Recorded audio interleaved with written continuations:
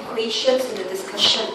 Alright, there's really no new theories to be discussed, but it is just building on all the previous concepts. So at any time when you get lost, you must know, you have to in fact fall back on the individual curves for the discussion.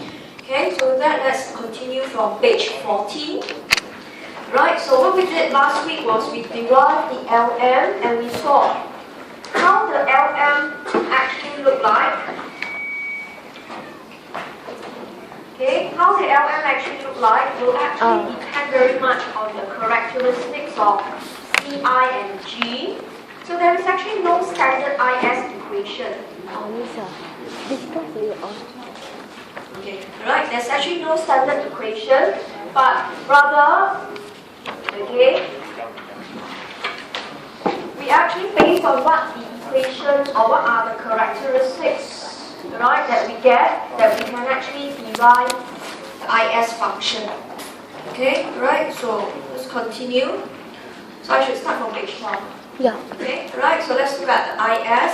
So the IS is equilibrium in the goods market, which we have covered from page 2 to 11, where we know equilibrium in goods market means aggregate supply equals aggregate expenditure.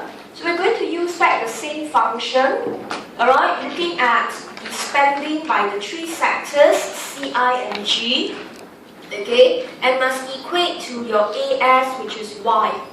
And we want to write up a function that can describe interest rates and income.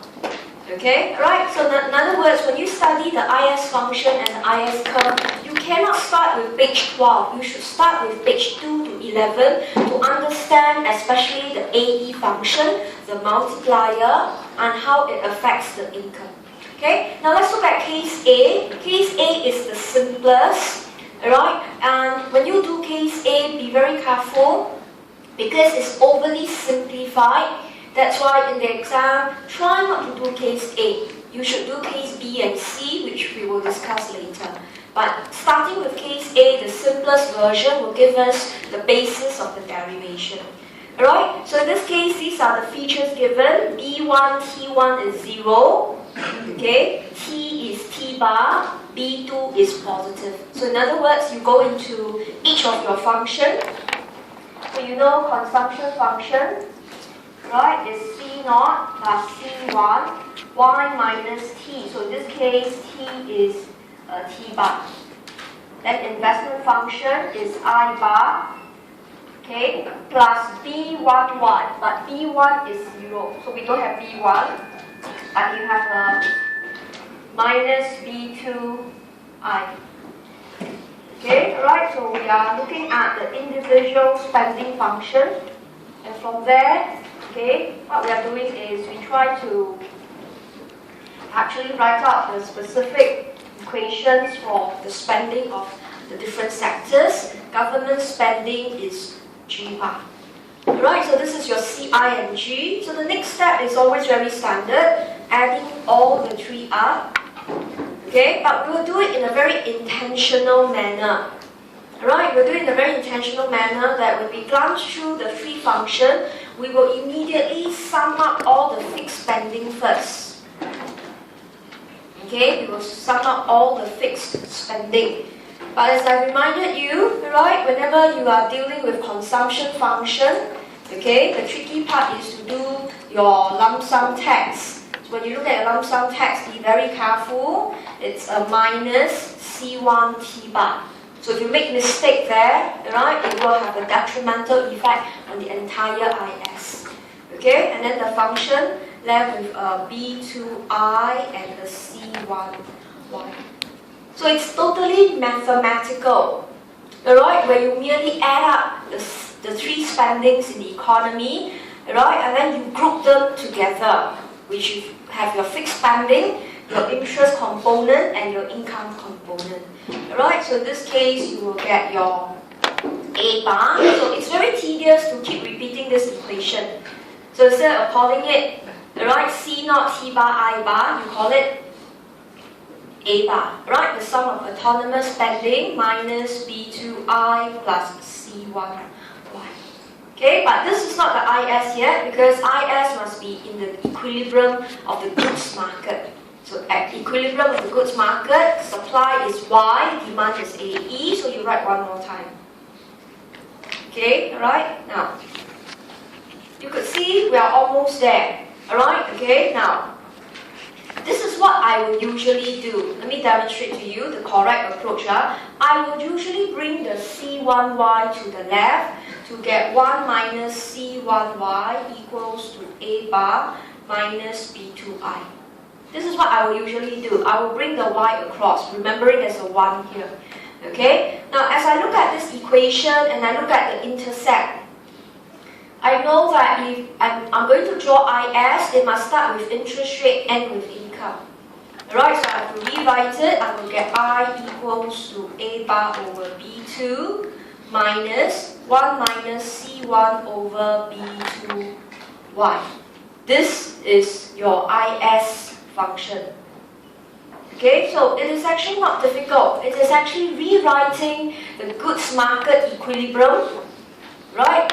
Supply equals to demand, but intentionally to let it start with I to suit the vertical axis and with Y to suit the horizontal axis. Okay, now there are some students, they don't use this method.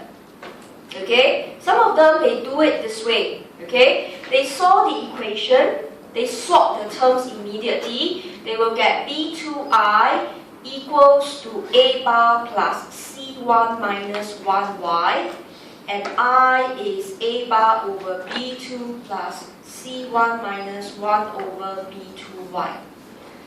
Alright? Mathematically, they are the same. Alright? I merely, instead of bringing the Y to the left, now I bring the Y to the right. Okay? But if you write this as IS, this is wrong. Why is this wrong? If you actually do this, okay, you show that you are not aware of the goods market. Alright? If you were to write this equation, you are saying that when interest rate goes up, or should I say, if interest rate were to go up, income will go up. They share a positive relationship. But that is technically wrong, because if you look at your investment function, if interest rate goes up, investment should drop, C plus I plus G should drop, Y should drop. Alright, okay? Now, what is the problem with this equation? Alright, there are students, they happily wrote this, okay?